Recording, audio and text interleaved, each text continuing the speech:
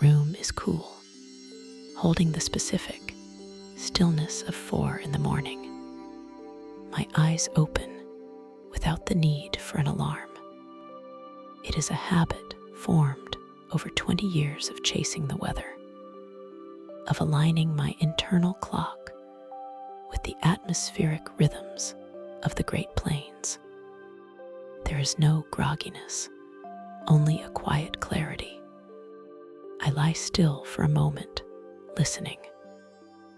Outside the window, the world is silent. There is no wind yet. That will come later. For now, the air is holding its breath, waiting for the sun to heat the ground and begin the massive thermodynamic engine that drives my profession. I slide my legs out from under the duvet, my feet finding the hardwood floor. It is cool against my skin, a grounding sensation that pulls me fully into the waking world. I move through the dark house with practiced ease, knowing the exact number of steps from the bed to the door, from the hallway to the kitchen. I do not turn on the overhead lights. The ambient glow from the street lamps outside filters through the blinds, painting stripes of indigo and charcoal across the walls. This is the quietest part of the day, the sanctuary before the chase. My routine is precise. It has to be. In the field, chaos is the variable I cannot control. So here, in the preparation, I control everything. I start with the coffee. I approach the counter where my brewing station sits. I select a bag of beans, a dark roast that smells of earth and cocoa. I measure out exactly 40 grams of beans, pouring them into the hopper of the grinder. The machine hums, a low, consistent vibration that I feel through the countertop. It is a rich, tearing sound, reducing the beans to a coarse, uniform sand. I place a paper filter into the ceramic cone of the dripper, rinsing it with hot water from the kettle to remove any paper taste and to warm the vessel. The water drains into the carafe below, and I pour it out into the sink. The steam rises, vanishing into the cool air of the kitchen. I dump the ground coffee into the filter, giving it a gentle shake to level the bed. When I pour the water, I move in a slow, concentric spiral. The coffee blooms, rising up in a bubbling dome of golden brown foam. I wait. I watch the bubbles pop and settle. Then I pour again, maintaining a steady, thin stream. The aroma fills the kitchen, a heavy, comforting scent that signals the start of the operational day. I do not rush this. The extraction takes 4 minutes. I use this time to mentally run through the checklist of the day. Dew points in the mid-60s, strong shear profiles, a dry line setting up near the Texas and Oklahoma border. I pour the coffee into a heavy, insulated travel mug. I seal the lid, testing the lock to ensure it is tight. There can be no spills when the roads turn to gravel and mud. Next is the uniform. I do not wear a uniform in the official sense, but the utility of my clothing makes it one. I walk to the closet and select my base layers, merino wool. It regulates temperature, keeping me cool when the humidity spikes and warm when the rain-cooled outflow winds hit. I pull the shirt on, the fabric soft and fitted. Over this, I wear a durable ripstop button-down shirt in a neutral slate gray. It has pockets on the chest, reinforced stitching, and sleeves that I roll up to the elbows. I step into my trousers, tactical pants made of a water-resistant canvas. They have articulated knees and pockets deep enough for a flashlight, a multi-tool, and a notebook. I fasten the belt, feeling the sturdy click of the buckle. I sit on the edge of the bed to put on my boots. They are leather, waterproof, and broken in perfectly to the shape of my feet. I thread the laces through the eyelets, pulling them taut with a firm tug at each stage. Left foot, right foot. I tie them securely, double knotting the loops. I stand up and stomp my heels once, settling my feet. I feel prepared. I feel enclosed and protected. I walk to the hallway table where my go bag sits. It is a black backpack, heavy with the tools of the trade. I open the main compartment to verify the contents. Even though I packed it the night before, I run my hand over the shapes. The spare batteries, organized in a plastic case. The first aid kit. The backup handheld radio. The rain gear, rolled into a tight cylinder. I close the zipper, the sound a smooth, sealing rasp. I pick up the bag and the coffee. I grab my keys from the hook. They jingle softly, a metallic promise of movement.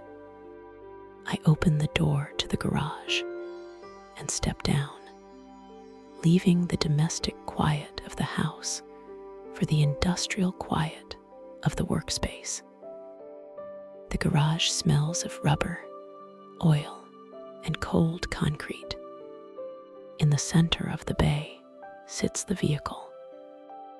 It is a large, four-wheel drive truck, modified heavily for the work I do.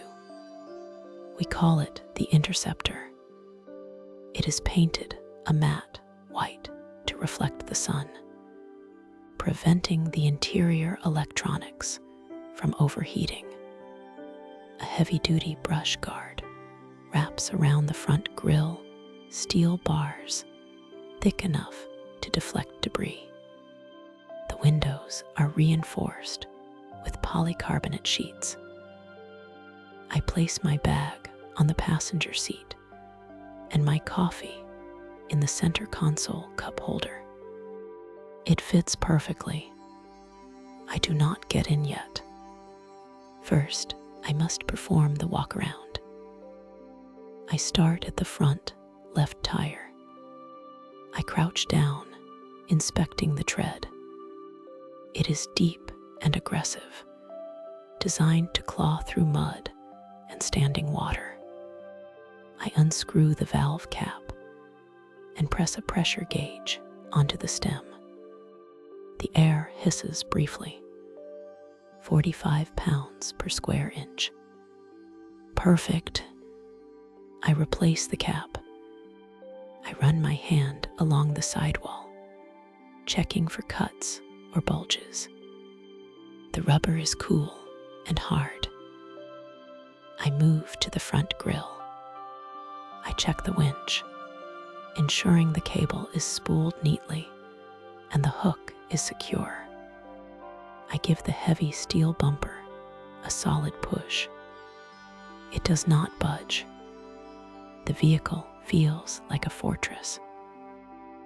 I walk down the side, checking the latches on the utility boxes mounted in the bed of the truck.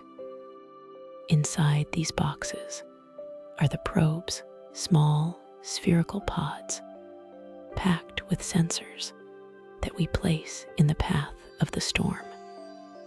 I open the first box. The pods are nestled in foam cutouts. I check the status lights on the first pod. A slow, pulsing green LED tells me it is charged and recording. I close the lid, clamping the latch down with a satisfying snap. I climb up onto the rear bumper to inspect the roof rack. This is where the eyes of the machine live. I check the mounting bolts of the anemometer, the device that measures wind speed. I spin the cups gently with my finger. They rotate silently, spinning on frictionless bearings. I check the housing of the panoramic camera. The lens is clean, free of dust. I wipe it anyway with a microfiber cloth I keep in my pocket, polishing the glass until it gleams under the garage lights. Everything is tight. Everything is ready. I drop down from the bumper and open the driver's side door. The heavy door swings on reinforced hinges. I climb into the cab. The seat is high, giving me a commanding view of the road. I settle in, adjusting the mirrors. The interior of the truck is more cockpit than car. A laptop mount arm extends from the floor on the passenger side, angling a ruggedized computer screen toward the driver. A ham radio unit is mounted into the dash, its display dark. A series of toggle switches are installed above the rearview mirror, controlling the strobe lights, the peripheral floodlights, and the auxiliary power units. I insert the key and turn it to the accessory position. The dashboard lights up. Needles sweep across gauges and return to zero. The low hum of the fuel pump engages. I flip the switch for the inverter. A small cooling fan whirs to life beneath the seat. I open the laptop. The screen glows blue, illuminating the cab. I type in my password and wait for the operating system to load. While it boots, I turn on the radio stack. The screens flicker to life in amber and red. I tune the primary radio to the National Weather Service frequency, just to check the signal. A robotic, synthesized voice fills the cabin, reciting the regional forecast. Partly cloudy this morning, becoming mostly cloudy. A 20% chance of thunderstorms, increasing to 80% by late afternoon. Some storms may be severe. The voice is calm, detached. It is the voice of data.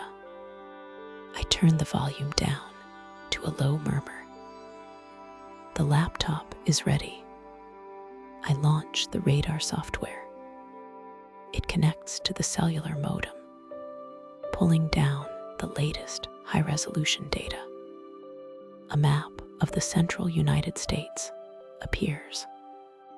It is mostly clear, but I can see the moisture return, a band of humidity streaming north from the Gulf of Mexico, invisible to the eye, but bright and obvious on the water vapor channel. I load the forecast models, I look at the instability parameters. The energy in the atmosphere is building. We call it CAPE, convective available potential energy. The numbers are high. The atmosphere is a loaded spring, waiting for a trigger.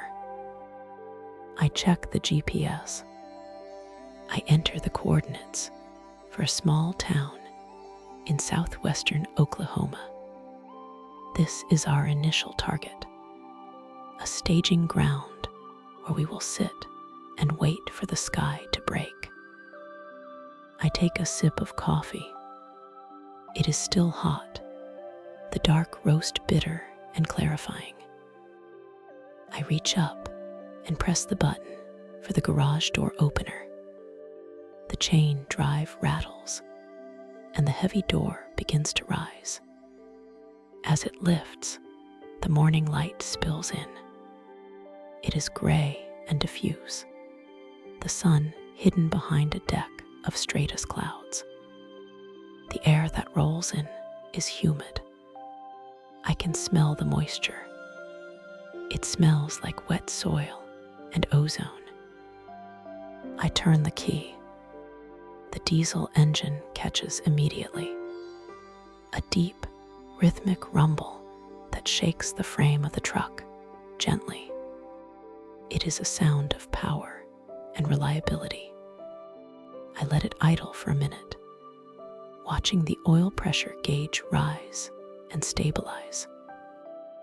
I shift the transmission into reverse. The gear selector moves with a heavy, mechanical clunk.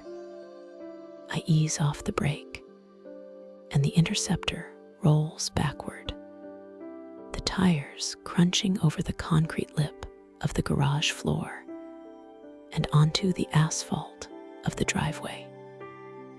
I press the button to close the garage door. I watch it descend, sealing the house away. My world is now the truck, the road, and the sky. I shift into drive. I navigate out of the neighborhood.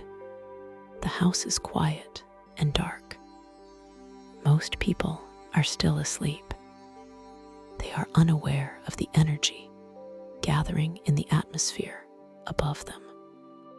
They are unaware that miles above their roofs, the jet stream is howling at 100 knots, carving out a trough of low pressure that will turn their afternoon sky into a violent spectacle. I reach the on-ramp for the interstate.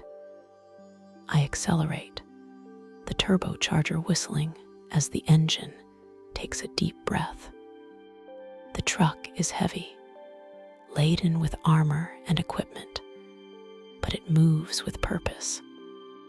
I merge into the right lane, settling the speedometer at 65 miles per hour. The highway is empty. Long stretches of gray concrete extend toward the horizon. The yellow lines dash by in a hypnotic rhythm. Thump, thump, thump, thump. I scan the dashboard. All systems are nominal. The laptop screen displays our position, a blue triangle moving steadily west. The radar sweep updates every 2 minutes. I watch the scan line rotate, painting the map. Currently, there are no echoes. The scope is clear. I settle into the drive. This is the commute. It is not a 20-minute drive to an office building. It is a 4-hour transit across the open plains. The landscape outside the window begins to change. The suburban density gives way to rolling fields of winter wheat and fallow dirt. The fences are barbed wire, strung tight between cedar posts. The sky is a vast gray dome.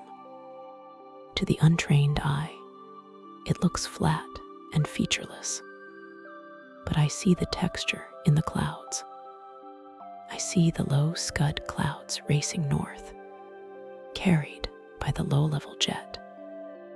I see the breaks in the overcast layer where the sun is trying to punch through. If the sun breaks through, it will heat the ground. If the ground heats up, the air will rise. If the air rises fast enough, we will have a chase. I adjust the climate control. I keep the cabin cool to combat the heat generated by the electronics. The fans blow a steady stream of conditioned air against my face. I check the radio scanner again. I hear the chatter of a few truckers on Channel 19 discussing the wind. They can feel it pushing their trailers. The wind is shifting, backing to the southeast. That is good. That increases the shear. My hand rests on the gear shifter. I feel the vibration of the road.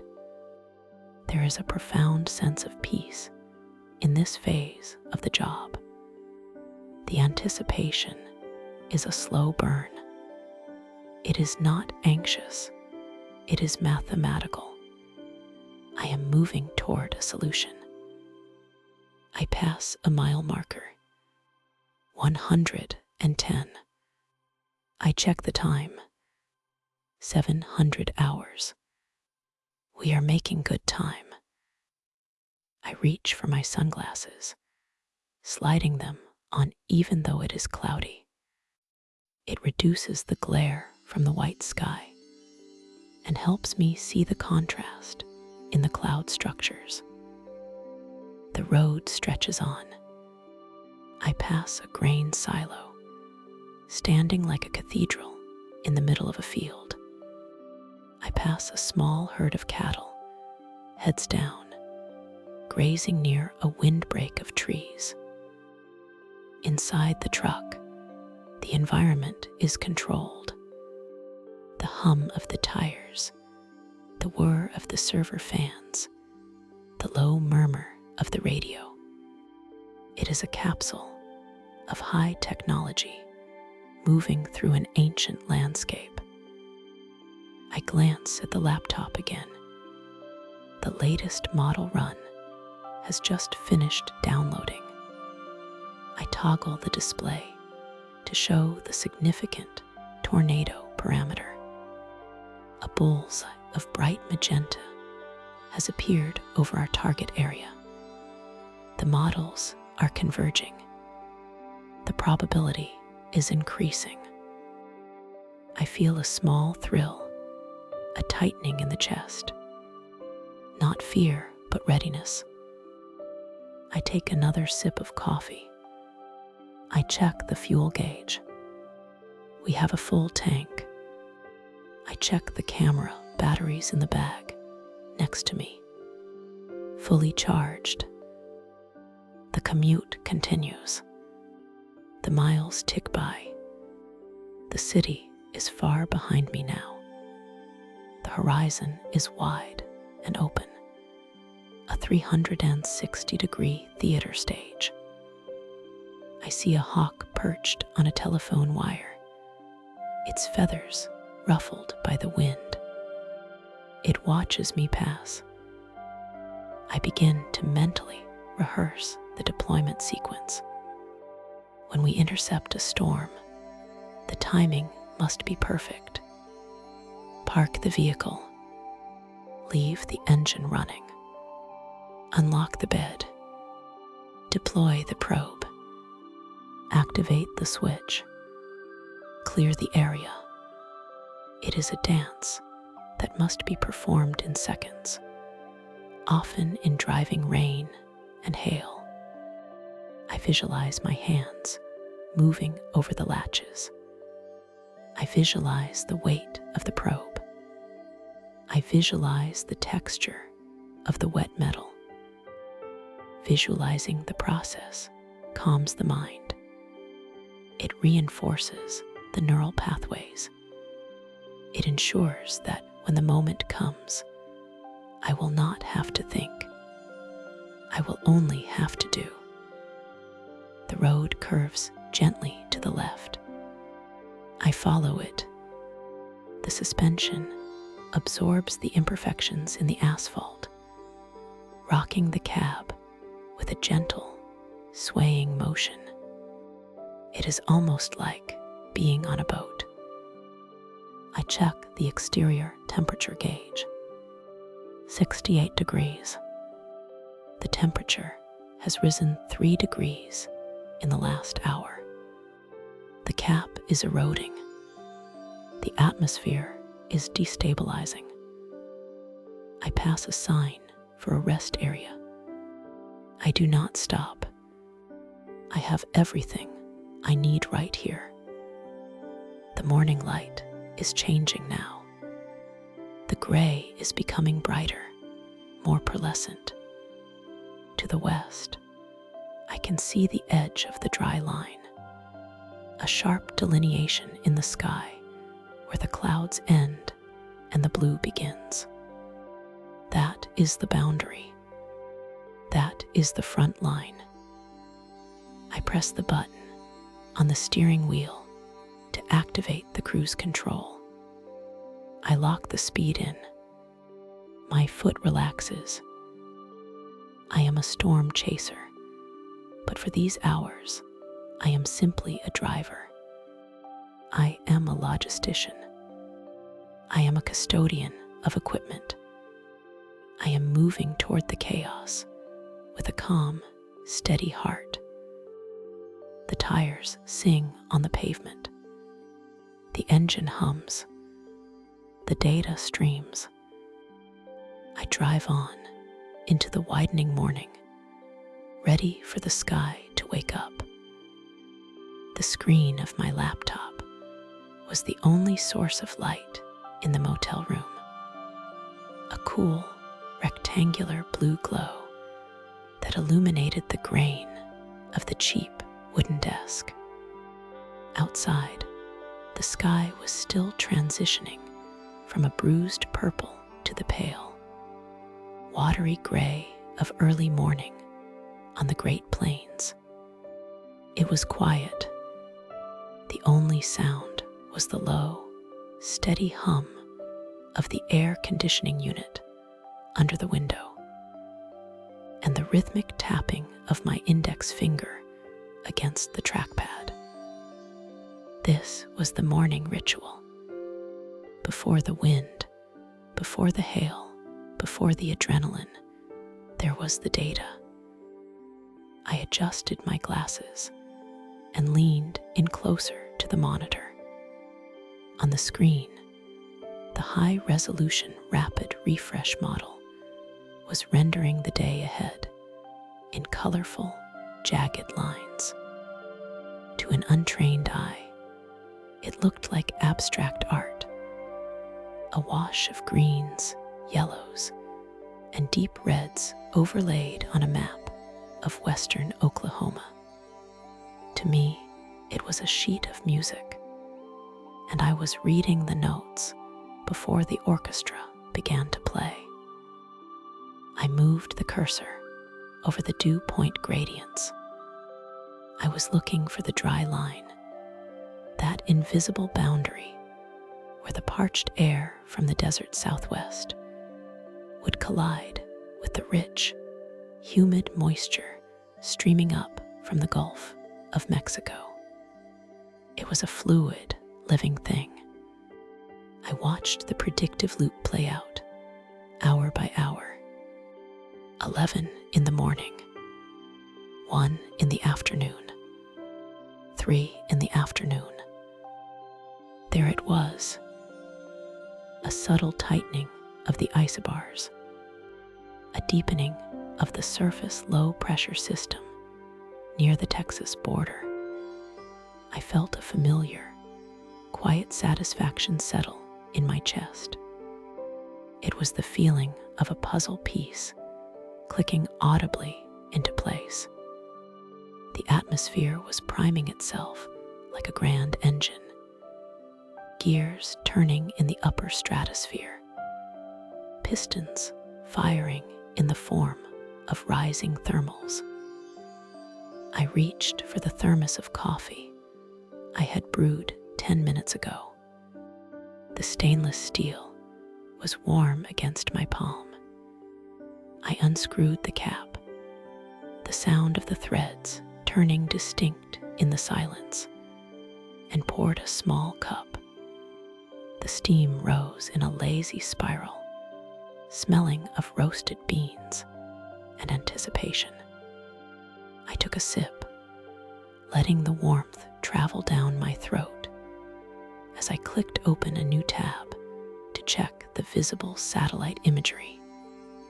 The clouds were already bubbling, little cotton balls of cumulus fields agitating against the cap of warm air that held them down. It was time to wake the rig. I finished the coffee, closed the laptop with a soft snap, and stood up. I moved methodically, gathering my essentials. My phone, my wallet, the radio handset. I slid my feet into my boots, pulling the laces tight, feeling the sturdy leather hug my ankles. I tied them with a double knot, a habit born from years of knowing that once the chase began, there was no time to stop for loose laces. Stepping out into the motel parking lot, the air hit me. It was heavy, thick with moisture. It felt sticky on the skin, a tactile confirmation of what I had just seen on the screen. The humidity was fuel. The sky was overcast, a flat sheet of slate, but the air felt charged, waiting. My partner, Elias, was already at the truck. He was a silhouette against the white paint of our intercept vehicle, a modified heavy-duty pickup that looked more like a tank than a commuter car. Elias was the mechanic, the driver, the engineer. I was the navigator and the meteorologist. We moved around each other with the practiced ease of a flight crew, barely needing to speak. He was crouched by the rear tire, a pressure gauge in his hand. 75 psi, he said softly, not looking up. Good, I replied. I walked to the passenger side. The truck was armored with a spray-on liner that felt rough and gritty under my fingertips, like sandpaper made of rubber. I ran my hand along the fender, checking the latches on the external toolboxes. They were clamped shut, tight and secure. Nothing could rattle. Nothing could be loose. When we hit the storm environment, the wind would try to pry every loose bolt from its housing. I climbed up onto the running board and reached for the hail guards. These were thick screens of expanded metal mesh that protected the windows. I gave the passenger side guard a firm shake. It didn't budge. It was solid, bolted directly into the frame.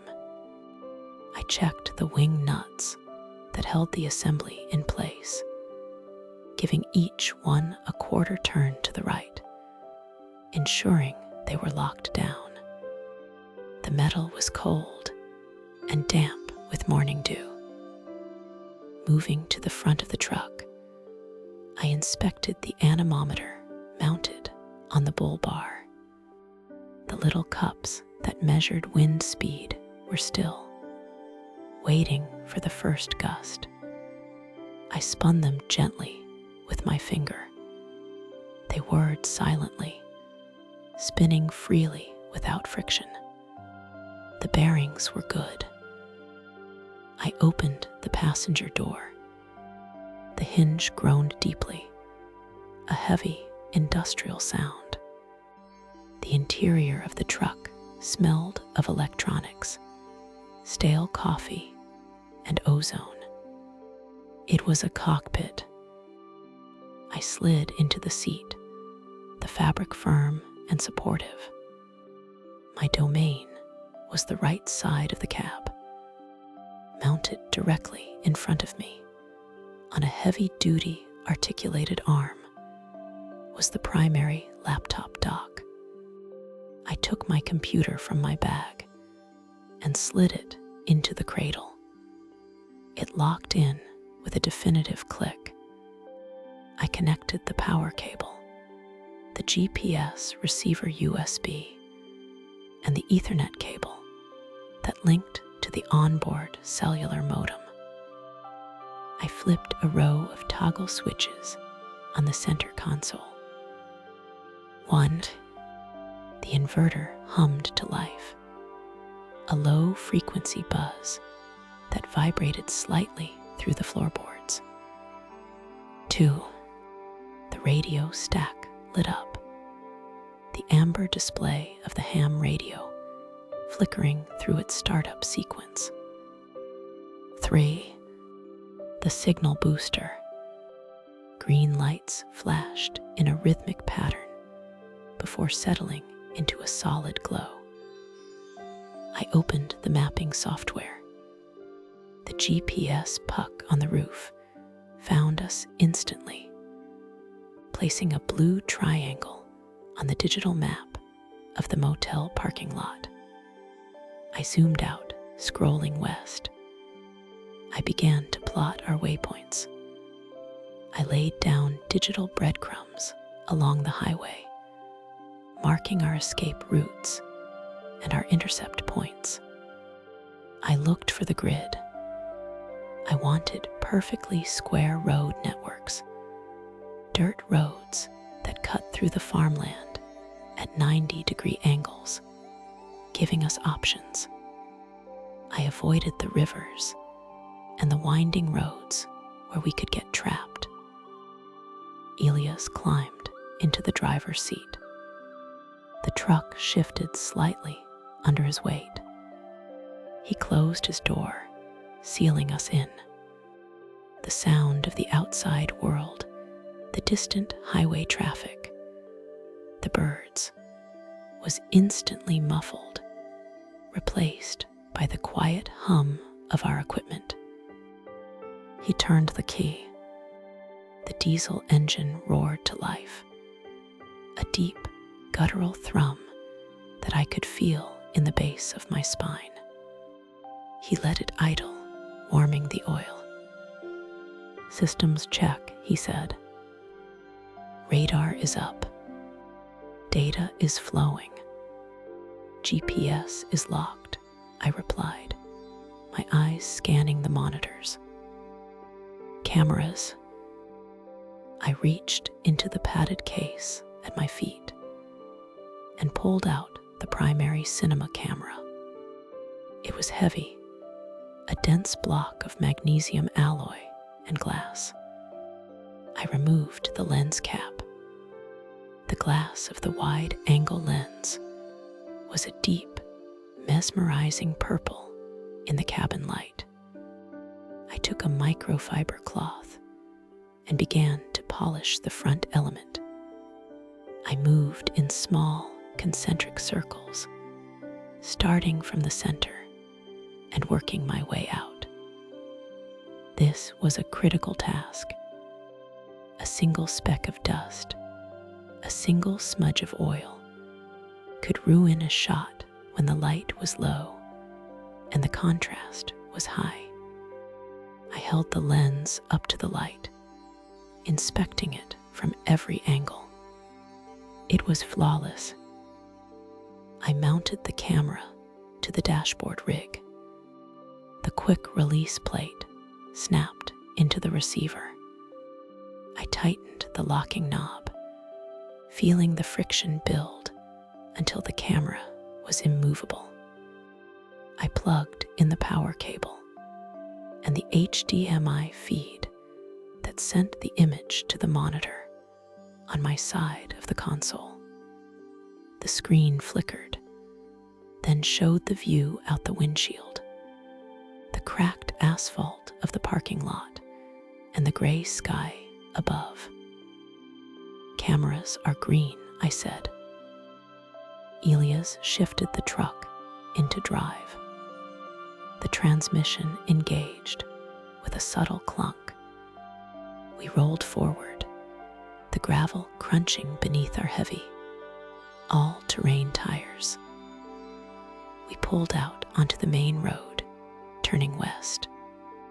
The morning flow had officially begun. For the first hour, the drive was purely functional.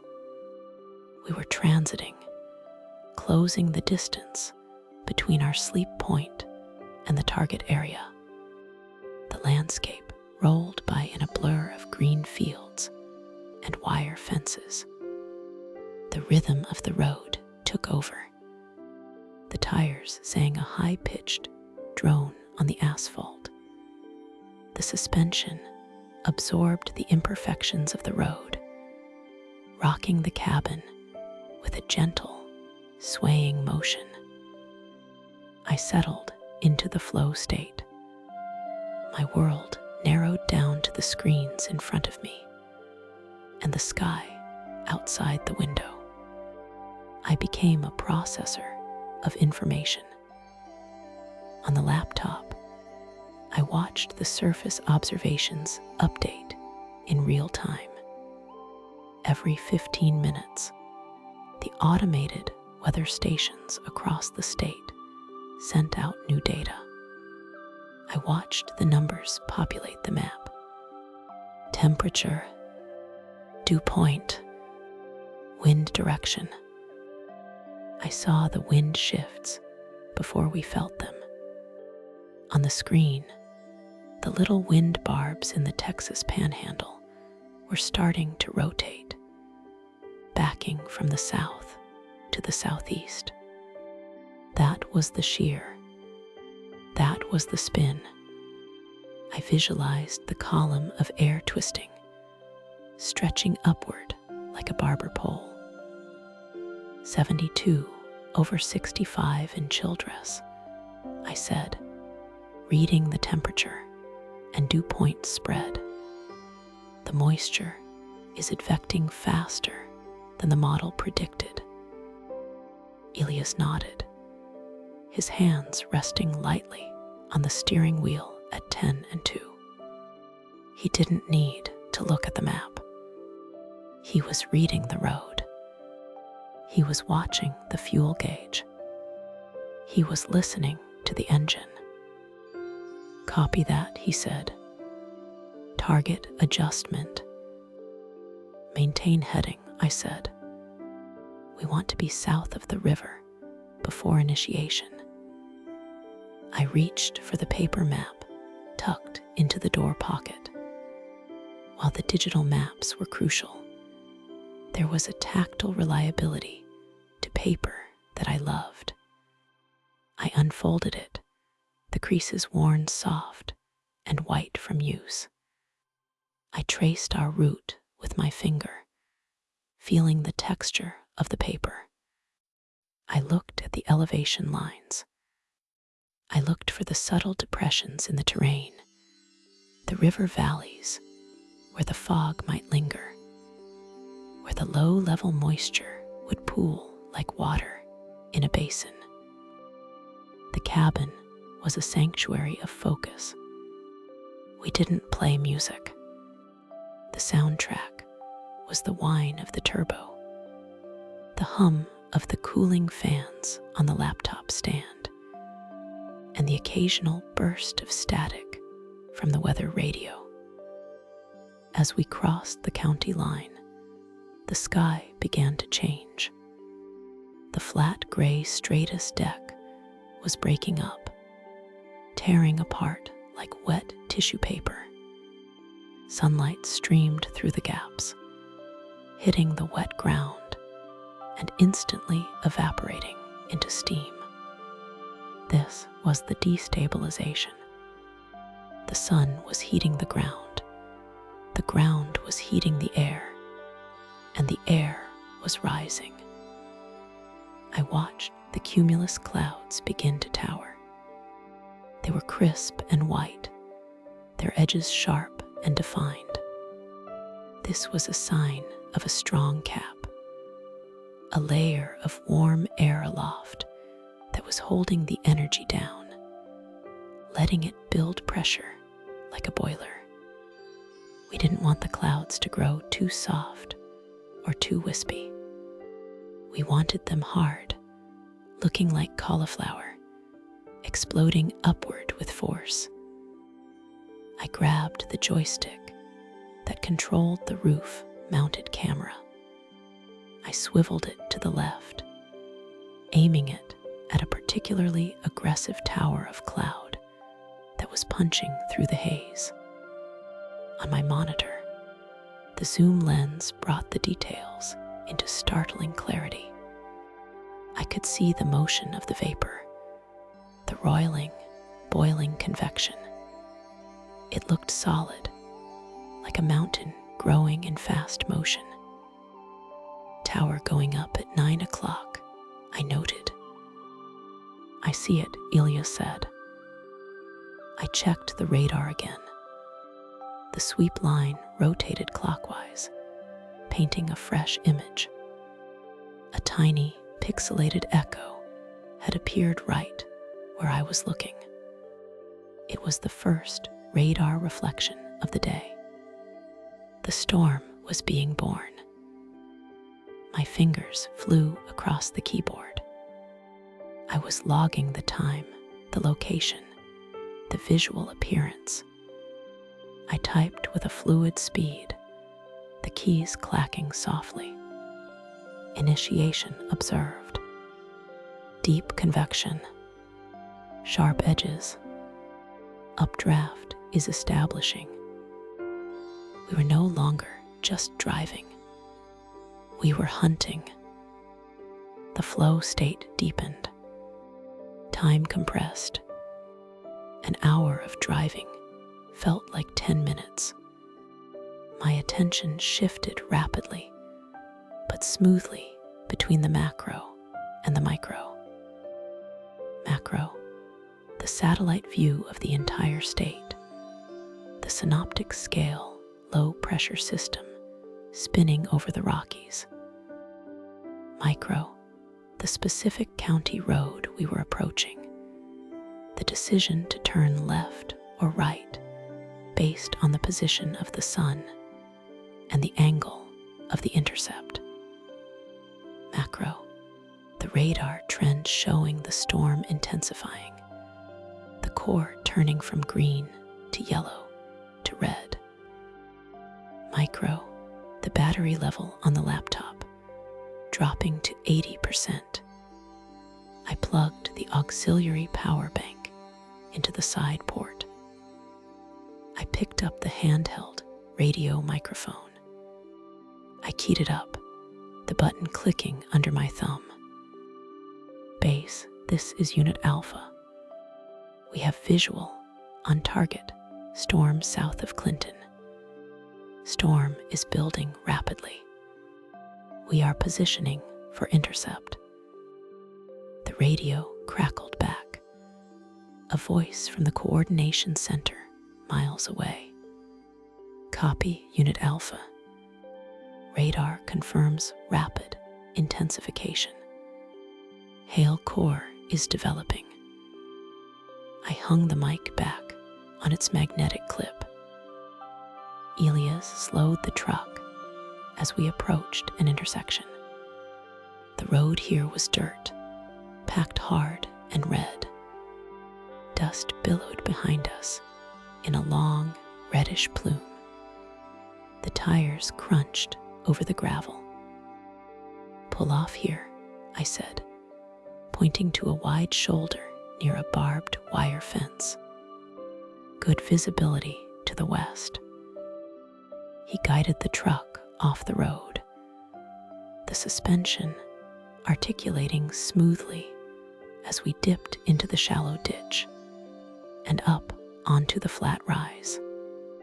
He put the transmission in park and engaged the emergency brake. We didn't exit the vehicle yet. We sat for a moment, letting the engine idle. I rolled down the window. The air had changed again. It was no longer just humid. It was heavy, oppressive. The wind had picked up, rushing into the open window with a warm, blustery force. It smelled of wet earth and ozone. The crickets were silent. The birds had stopped singing. I looked at the radar one more time. The storm was now a distinct kidney bean shape on the screen, a classic supercell structure. The hook echo was beginning to form on the southern flank, a pendant of red dangling from the main storm. "It's cycling," I said, my voice low. I unbuckled my seatbelt, the mechanism retracting with a zip. I grabbed the tripod from the back seat, maneuvering the long legs through the gap between the seats. I opened the door and stepped out. The wind hit me harder now, flapping my shirt against my chest. I walked to the front of the truck and set up the tripod, extending the legs one by one. Snap, snap, snap. I leveled the head, checking the bubble level until the little air pocket was perfectly centered in the circle. I mounted the second camera, a high-resolution mirrorless body. I framed the shot. The storm was a dark, brooding wall of indigo and charcoal, spanning the entire western horizon. Beneath the dark base, I could see the lighter, rain-free area where the updraft was inhaling the atmosphere. I adjusted the exposure dial. Clicky, clicky. I stopped down the aperture to f8, wanting everything in focus, from the wheat stalks in the foreground to the cloud base 10 miles away. I checked the histogram on the back of the screen. No clipped highlights, no crushed blacks. Perfect data. Elias was walking around the truck, checking the other cameras. He wiped a smudge of dust from the rear lens. He checked the mounting bolts on the roof rack. He was calm, methodical. I returned to the cab to check the velocity data. This was the Doppler wind mode, showing the motion of the raindrops inside the cloud. Green meant wind blowing toward the radar. Red meant wind blowing away. I zoomed in on the couplet, the spot where the red and green pixels were right next to each other. It was tightening. The colors were brightening, intensifying. The gate-to-gate shear values were climbing. 40 knots, 50 knots, 60 knots.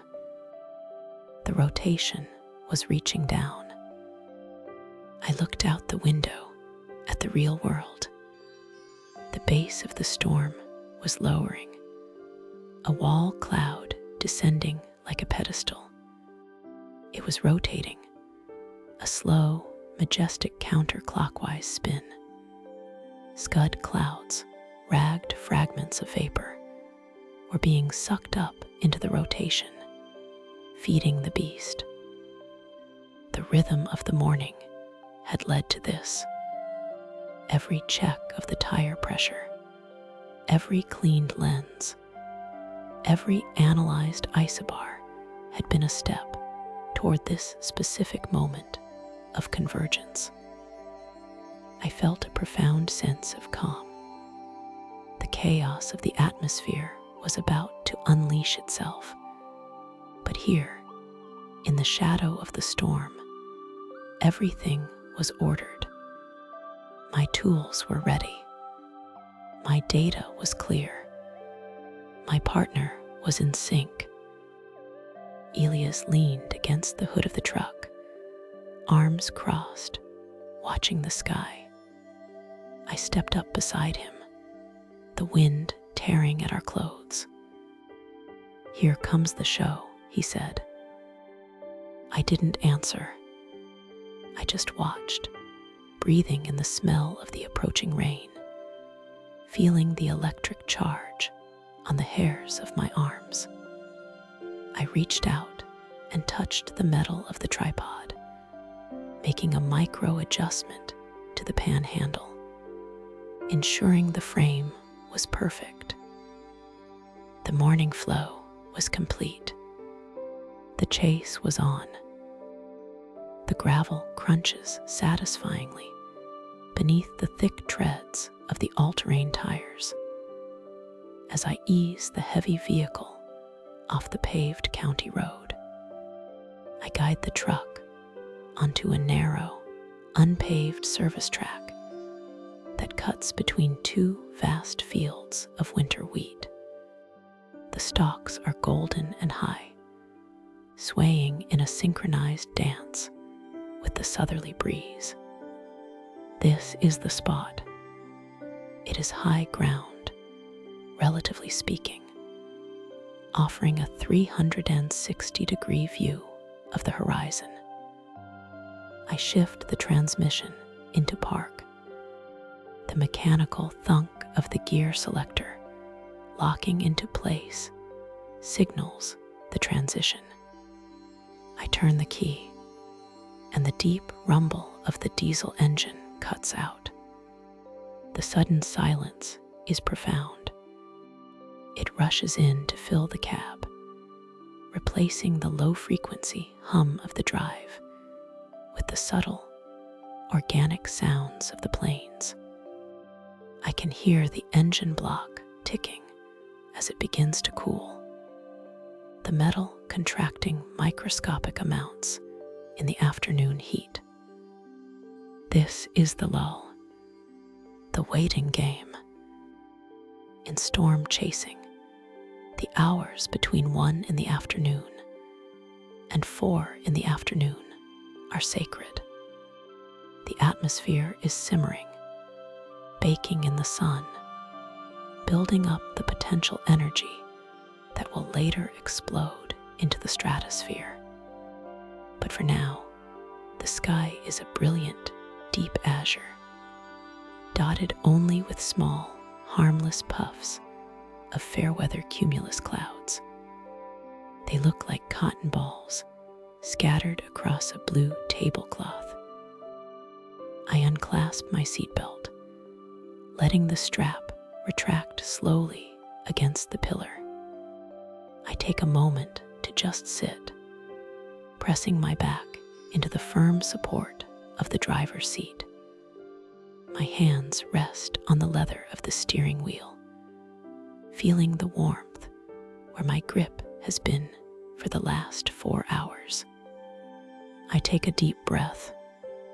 The air inside the cab is cool, conditioned, and filtered, smelling faintly of the leather conditioner I applied last week, and the sharp scent of brewing coffee from earlier this morning.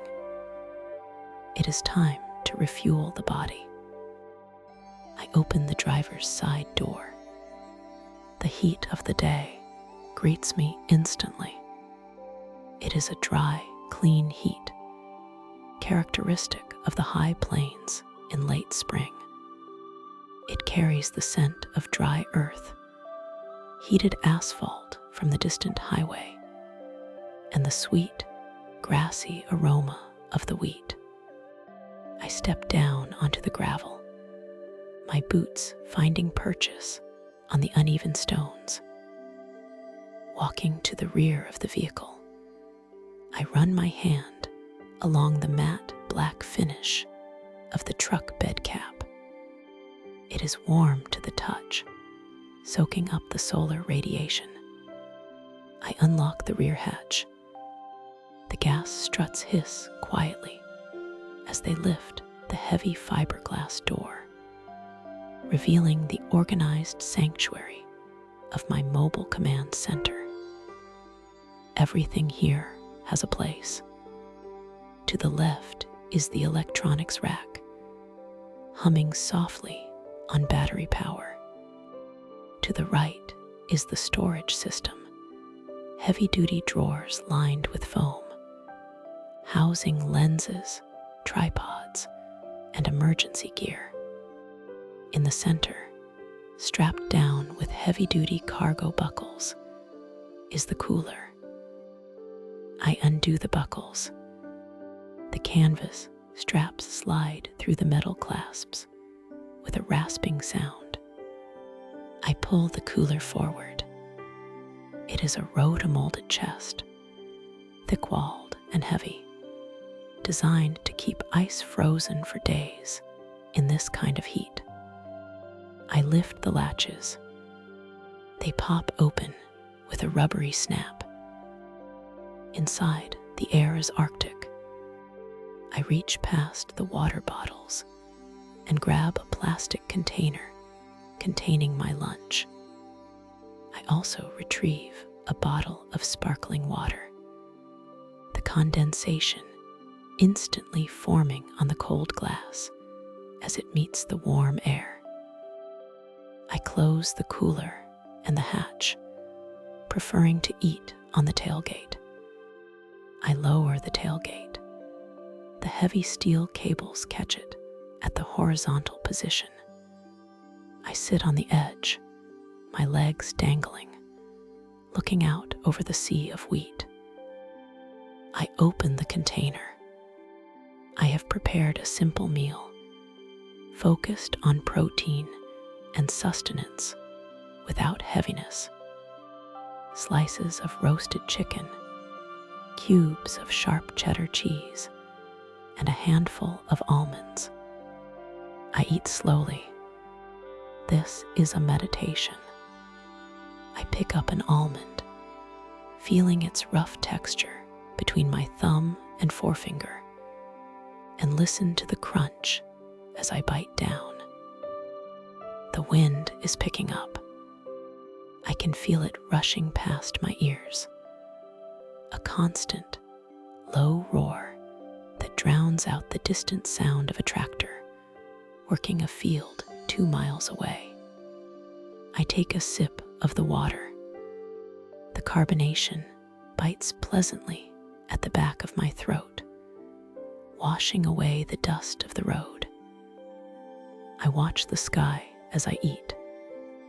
To the west, the horizon is hazy, blurring the line between earth and atmosphere. This is the dry line, the invisible boundary where the moist air from the Gulf of Mexico meets the dry air from the desert southwest. It is the battlefield where the storms will eventually fire. I am looking for vertical development. I am looking for the clouds to stop being flat and polite, and to start growing tall and angry. But for now, the cap, a layer of warm air high in the atmosphere, is holding them down. It acts like a lid on a pot of boiling water. I finish my meal and pack away the container. I place the empty bottle in the recycling bin, secured in the back. Now, with my hunger satisfied, I turn my attention to maintenance. The lull is the time for preparation. When the weather turns, there will be no time to clean a lens or organize a cable. Everything must be ready to deploy in seconds. I open the drawer labeled optics. The drawer slides out on ball-bearing runners, a smooth, heavy glide that speaks of quality engineering. I retrieve my primary camera body and the wide-angle lens. I sit back on the tailgate, cradling the camera in my lap. The magnesium alloy body is cool and dense. I take a rocket blower, a rubber bulb with a plastic nozzle, and squeeze it rapidly, directing puffs of air across the front element of the lens. PHHHFT. PHHHFT. The sound is rhythmic. I watch a single speck of dust dislodge and float away. Next, I take a microfiber cloth from a sealed packet. It is pristine, soft, and lint-free. I breathe gently on the glass, fogging it for a split second, and then wipe in a slow, circular motion, starting from the center and spiraling outward. I inspect the glass against the light. It is flawless, a deep, dark pool of polished crystal. I check the settings. ISO 100. Aperture priority. I format the memory card, watching the progress bar on the rear LCD screen fill up and vanish. Card empty, ready for data. I place the camera back in its foam cradle and close the drawer. Click. I move to the electronics rack. The server fan is spinning quietly. I check the connections on the hard drives. I follow the path of the USB cables with my fingers, ensuring each one is seated firmly in its port. The vibration of the road can rattle these loose over time. I press down on the connectors. Solid. I check the weather station mounted to the roof rack. I step up onto the rear bumper and pull myself up to inspect the anemometer. The cups are spinning lazily in the breeze. I check the mounting bolts. I give the bracket a firm shake. It doesn't budge. I wipe a layer of fine, brown dust off the solar panel that powers the sensor suite. The black squares gleam again, drinking in the sun. Satisfied with the exterior, I move back to the driver's seat. I leave the door open, letting the cross breeze ventilate the cab. I open my laptop, which is mounted on a heavy-duty articulated arm bolted to the passenger seat floor rails. I wake the screen. It glows with the colorful display of the radar software. I am looking at the visible satellite loop. It shows the Earth from above, a black and white texture of land and cloud. I toggle the animation. I watch the last 2 hours of cloud movement in a loop. The flow is hypnotic. Streams of white vapor flowing north from the Gulf. And there, on the western edge of the screen, the first signs of agitation. The clouds are looking less like cotton balls and more like cauliflower. They are bubbling. I check the mesoscale analysis. I look at the numbers. Cape convective available potential energy is rising. It is at 3,000 joules per kilogram. That is high. That is volatile. Shear the change in wind speed and direction with height is 40 knots. Optimal for supercells. The numbers tell a story of violence waiting to happen. But looking out the windshield, the world is still peaceful. The contrast is the essence of the chase. I minimize the data window and open my logbook. I type in the time, my coordinates, and a brief observation. 2:13 p.m. Holding position 10 miles north of Woodward. Skies clear to partly cloudy. Coup Field agitating to the west. Cap appears to be eroding.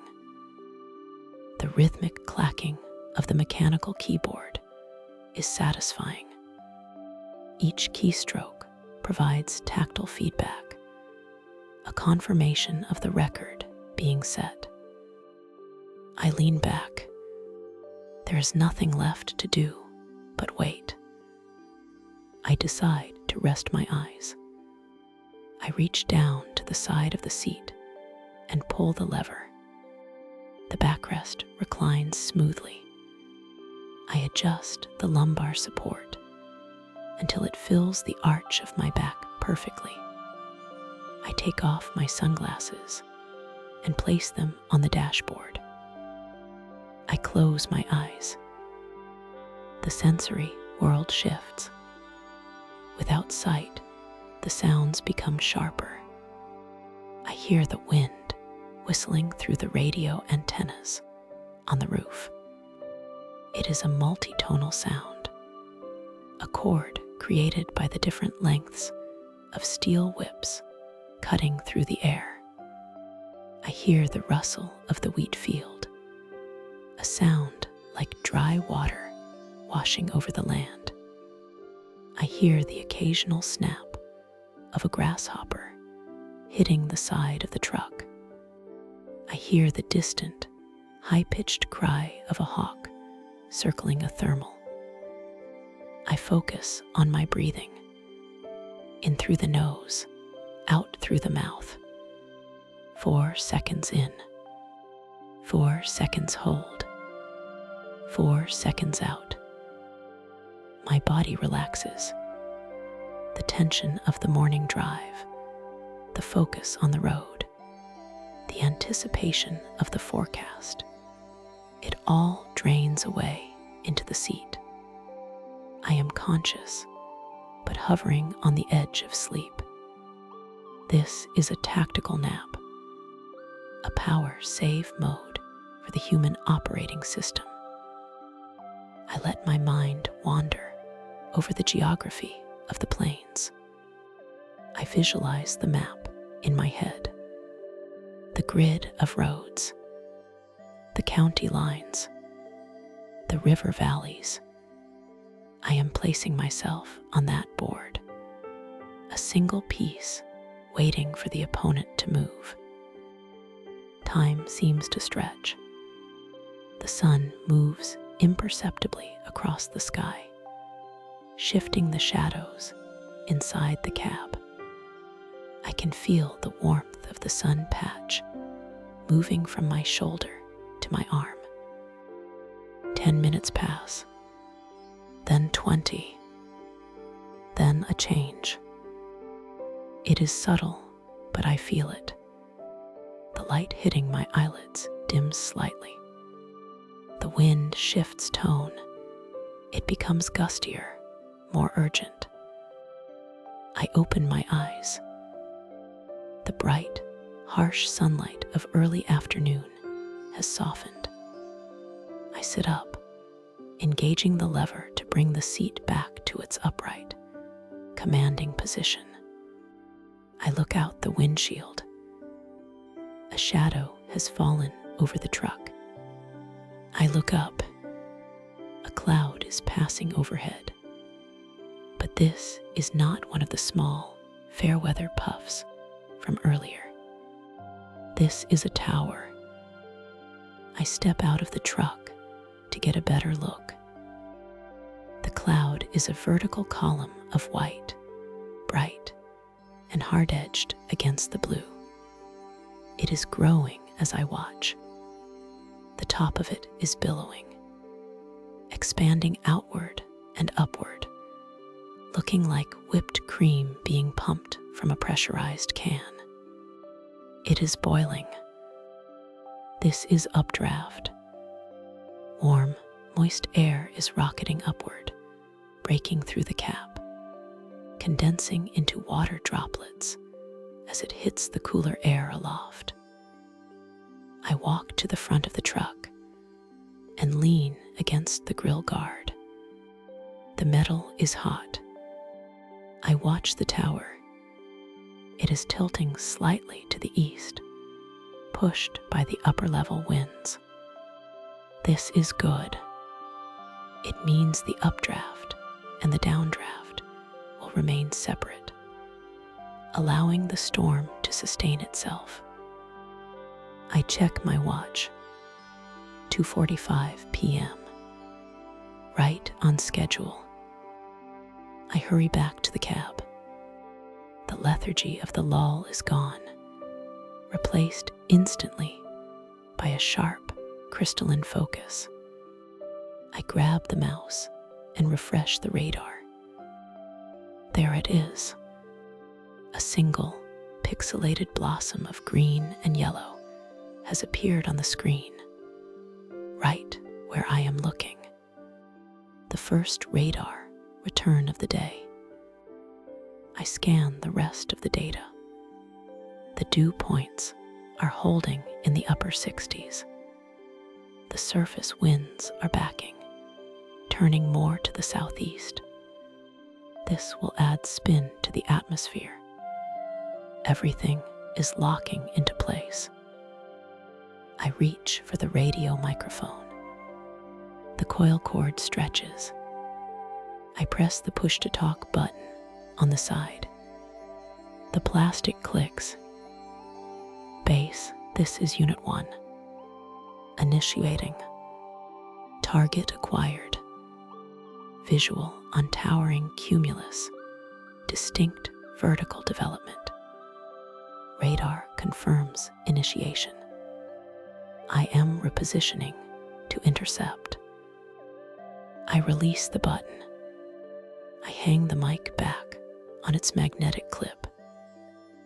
I reach for my water bottle and take a long drink, hydrating for the hours ahead. I screw the cap back on tight. I check the center console. Snacks are accessible. Cameras are ready. Inverter is on. I turn the key. The starter motor whines for a fraction of a second before the diesel engine catches with a roar. The vehicle shakes once, a shudder of awakening, and then settles into a powerful, steady idle. The tachometer needle jumps and holds steady at 800 revolutions per minute. I engage the transmission. Thunk. Drive. I release the parking brake. I check my mirrors. The dust behind me is still settling, but soon I will be kicking up a new cloud. I glance one last time at the peaceful field of wheat, glowing in the filtered sunlight. It is a beautiful, serene landscape.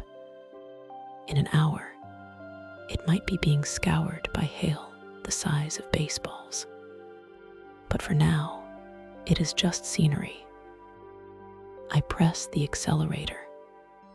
The turbocharger whistles, a high-pitched spooling sound that rises in pitch as the engine builds pressure. The tires bite into the gravel. The truck lurches forward, heavy and eager. The lull is over. The work begins. I steer the truck back toward the paved road, the suspension absorbing the bumps with fluid grace. I turn right, heading north, parallel to the growing storm tower. My eyes flick between the road and the sky. The tower is getting taller, sharper. The top is starting to flatten out, hitting the tropopause, spreading into the classic anvil shape. It is a majestic, terrifying structure of water and energy. I reach over and turn up the volume on the weather radio scanner. The chatter is increasing. Other chasers, spotters, and local dispatchers are waking up. The airwaves are filling with coordinates and observations. Spotter network reporting rapid development. Severe thunderstorm watch number 402 is now in effect. I smile. This is the rhythm I know. The waiting was the inhale. This, the chase, is the exhale. I settle into the drive. My hands are relaxed on the wheel at 10 and 2. My scan pattern is established. Road, horizon, radar, mirrors. Road, horizon, radar, mirrors. I am rested. I am fed. My equipment is clean. My data is solid. The machine is running perfectly. I watch the anvil shadow race across the fields ahead of me, a dark curtain being drawn over the land. I press the accelerator closer to the floor. The engine note deepens. We are hunting. I check the laptop screen one more time. The storm is intensifying. A pink core has appeared in the center of the radar blob. Hail. Okay, I whisper to the empty cab. Let's see what you've got. The road stretches out, a gray ribbon leading directly into the heart of the developing monster. I adjust the air conditioning vent so the cold air hits my face. It keeps me alert. I verify my escape routes on the GPS. East option is clear. South option is clear. I have exits. I always have exits. Competence is knowing how to get in, but mastery is knowing how to get out. I am ready. The first few raindrops hit the windshield. They are huge, heavy drops that splatter like paint. Splat, splat. I do not turn on the wipers yet. I let them accumulate, watching the water bead up on the hydrophobic coating I applied yesterday. The wind drives them up the glass in streaks. The day has turned. The stillness is a memory. The atmosphere is alive, and so am I. The sky has shifted from the bruised purple of the active chase to a deep, resonant cobalt. The main event is over. The supercell we have been tracking for 300 miles is finally beginning to occlude, wrapping itself in rain and cool air as it slowly exhales across the plains. I pull the truck onto the shoulder of a quiet county road, the gravel crunching loudly under the heavy tread of the tires before settling into silence. I shift the transmission into park, but I leave the engine running for a moment, letting the alternator top off the deep cycle batteries in the back one last time. The low rumble of the diesel engine is a steady, comforting vibration in the floorboards. It is time for the final observation. This is not about adrenaline or the hunt anymore.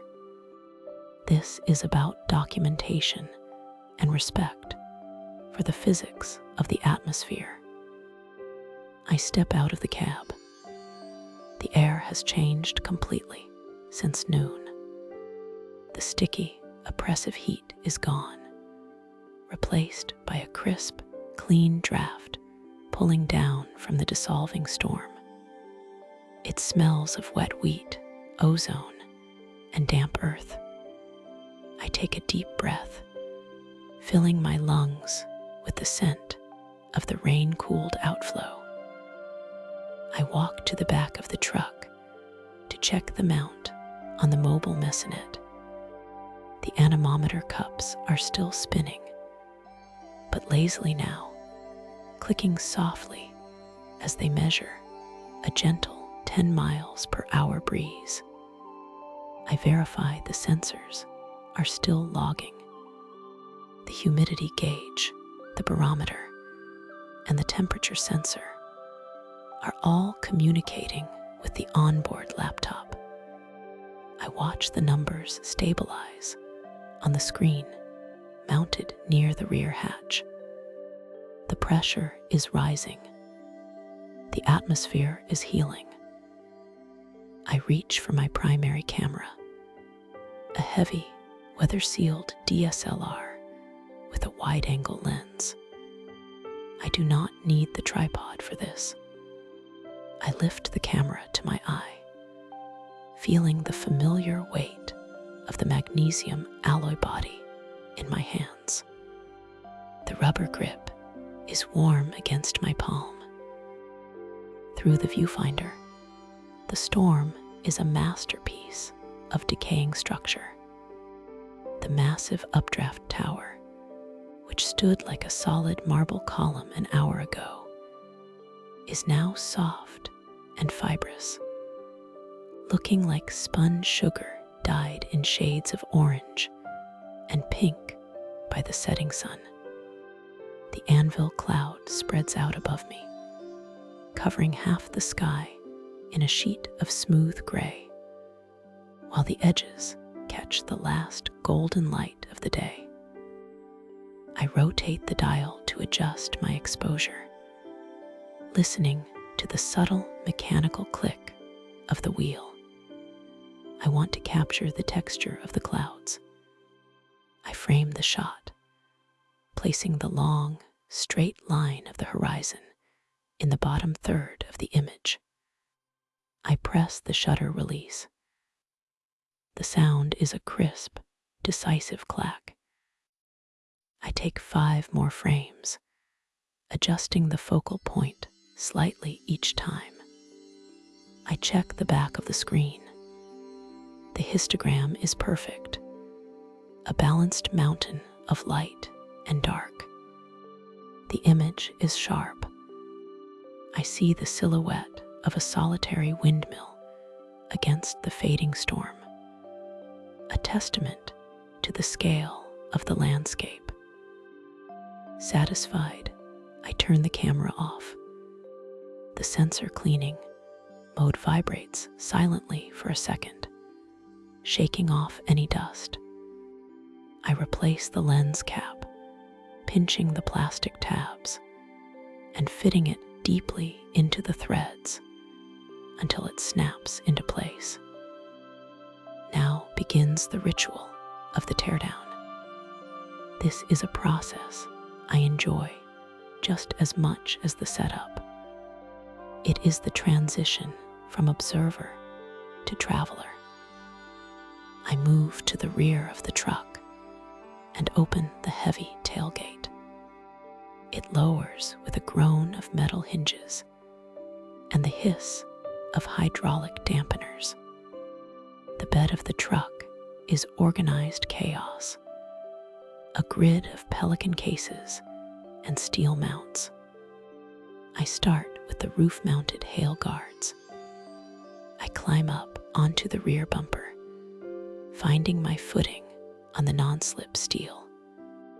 I unlatch the tension straps that hold the protective mesh over the windshield. The canvas creates a heavy rasping sound as I fold it back. I secure the buckles, hearing the metallic click as they lock home. Next, I attend to the external cameras. There are 3 GoPros mounted via suction cups and magnetic bases to the body of the truck. I detach them one by one. The suction cups release with a distinct pop. I wipe the lenses with a microfiber cloth, removing the fine film of road spray and dust. I place each small camera into its designated foam cutout in the small black carrying case. They fit snugly. I coil the charging cables, wrapping them around my hand 4 times to create a perfect loop, then securing them with a Velcro tie. I move to the laptop mount in the passenger seat. I save the radar loops from the last 4 hours. The trackball mouse clicks rhythmically as I navigate the file menus. I export the GPS logs, ensuring that our path is archived. Once the progress bar hits 100%, I shut down the computer. The screen goes black, and the hum of the cooling fan fades away. I close the lid until it latches. I walk around the truck one last time, a 360-degree inspection. I check the tires, running my gloved hand over the sidewalls to check for cuts or debris. The rubber is warm and intact. I check the lug nuts. I check the antennas, ensuring they are tight and vertical. Everything is secure. I climb back into the driver's seat. The door closes with a solid, heavy thud, sealing me inside the quiet sanctuary of the cab. I buckle my seatbelt, the fabric sliding smooth across my chest, the latch clicking firmly. I release the parking brake. I shift into drive. The journey home is the decompression chamber. I pull back onto the paved highway. The road is empty, a ribbon of gray asphalt stretching out toward the horizon. I accelerate slowly, bringing the truck up to 55 miles per hour. I engage the cruise control. I relax my grip on the steering wheel, letting my hands rest at the 4 and 8 o'clock positions. The landscape is darkening. The twilight is deep and blue, blurring the lines between the fields and the sky. I turn on the headlights. The beams cut through the dusk, illuminating the reflectors on the side of the road in a rhythmic, hypnotic pattern. Flash, flash, flash. I reach for the radio dial and turn the volume down low. I find a station playing classic rock, but it is just background texture. A low murmur beneath the sound of the tires singing on the pavement. The storm is now in my rearview mirror, a dark mass against the stars that are beginning to poke through the upper atmosphere. I watch it occasionally, seeing the soft, internal pulses of lightning within the clouds. They are no longer threatening. They are like a heartbeat, slow and distant. I drive for an hour. The rhythm of the road works the tension out of my shoulders. My eyes scan the instruments. Oil pressure is good. Engine temperature is steady. Fuel is sufficient to get me to the motel. I am in a bubble of warm light and mechanical reliability. I see the lights of the town appearing on the horizon, a cluster of sodium vapor orange and lead white. I disengage the cruise control, letting the truck coast as I take the exit ramp. The deceleration feels heavy and grounded. I pull into the motel parking lot. It is a familiar place, a single-story row of rooms with parking spots right in front of the doors. I park the truck, backing it in carefully so I can keep an eye on the bed. I turn the key. The engine shudders once and falls silent. The sudden quiet is profound. I can hear the ticking of the hot exhaust pipe cooling down. I grab my overnight bag and the primary hard drive case from the passenger seat. I step out into the night air. It is still now, and the humidity has dropped. The crickets are singing in the grass near the drainage ditch. I unlock the door to room 112. The lock turns with a smooth mechanical slide, and the handle gives way. The room smells of lemon polish and air conditioning. It is cool and dark. I flip the switch, and the lamp on the bedside table casts a warm, yellow glow across the room. I set the bags down on the luggage rack. The first priority is the data. I sit at the small wooden desk in the corner. I open my laptop and plug in the external ruggedized hard drive. The connection chime sounds, a cheerful digital note. I insert the SD cards from the cameras into the reader. I open the file transfer window. I select all the raw image files and the video clips. I drag them to the folder I created, named with today's date and the target location. I watch the transfer bar. It fills with green, moving steadily from left to right. I listen to the faint, scratching sound of the hard drive writing data. This is the sound of success. Every gigabyte saved is a memory preserved. I rename the files, organizing them by timestamp. DS Cheraferontuanef, DS Cheraferon3nef. I open a few of the files to verify integrity. The images render on the screen. The tornado we saw earlier, a white rope against a dark background, looks sharp and clear. The contrast is excellent. I feel a surge of professional pride. We were in the right place at the right time, and we did the work. I eject the drive safely. I close the laptop. The desk is clear. Now I focus on myself.